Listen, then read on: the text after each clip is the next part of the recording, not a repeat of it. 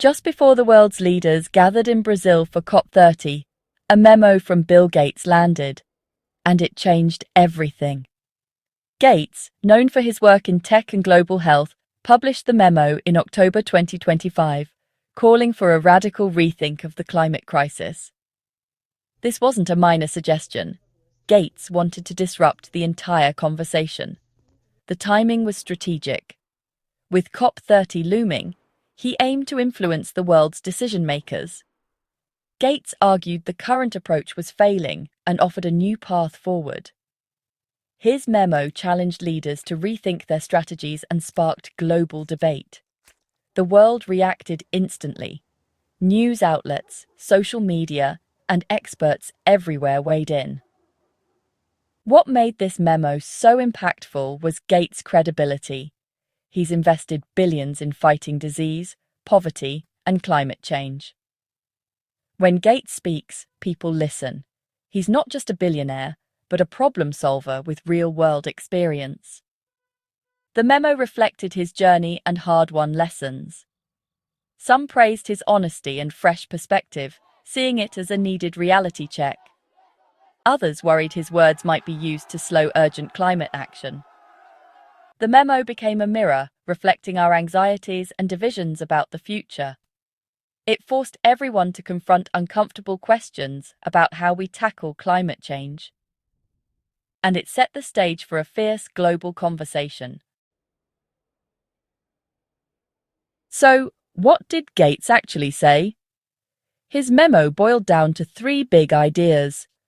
First, he argued that while climate change is serious, it's not the end of civilization.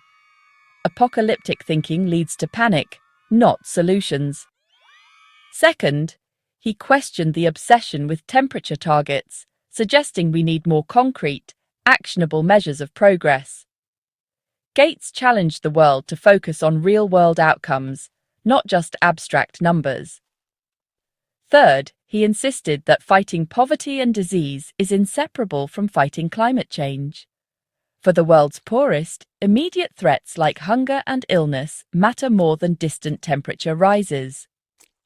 Gates believes that improving global health and prosperity is the foundation for climate resilience.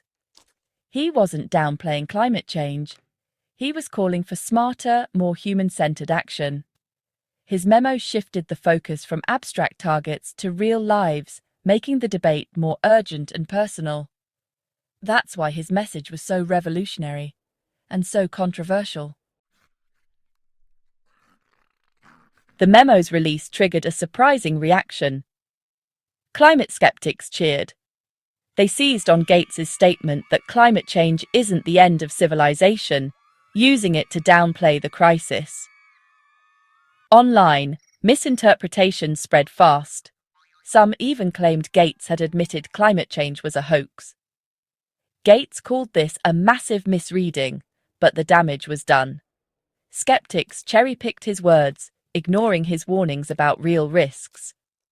This is classic confirmation bias. People heard what they wanted to hear. Instead of sparking thoughtful debate, the memo became ammunition in the culture war. The result? The divide grew deeper, and the search for common ground got even harder. While skeptics celebrated, climate scientists were frustrated. They accused Gates of creating a false choice, pitting climate action against fighting poverty. Scientists like Daniel Swain argued we must do both. The two are deeply connected. Catherine Hayhoe noted that few scientists claim climate change will cause human extinction. The real issue is that every fraction of a degree matters. By focusing on end-of-the-world scenarios, Gates, they felt, distracted from urgent, real-world impacts.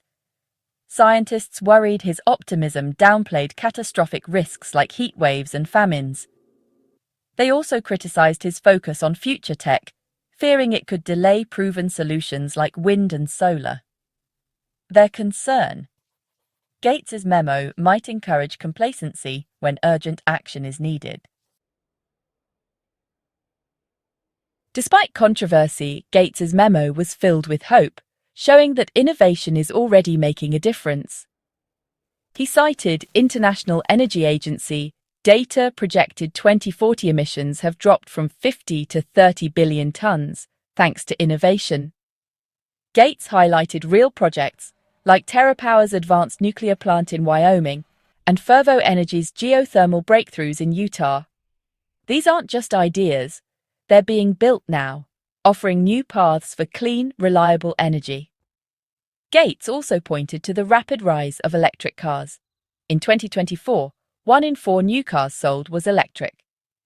These examples prove that when clean alternatives are affordable, people choose them. For Gates, this is evidence that investing in innovation bends the emissions curve. Progress isn't just possible, it's happening. He believes that scaling up these breakthroughs is key to a cleaner future. The message, hope, and action go hand in hand. Gates' memo centers on one idea: people must come first. He argues that for those in extreme poverty, immediate threats like disease and hunger outweigh distant climate risks. Gates warns that recent cuts to global health funding could reverse decades of progress. He asks, should we spend billions on climate projects if that money could save thousands of lives through vaccines? His point: the best way to help the world's poorest adapt to climate change is to make them healthier and wealthier.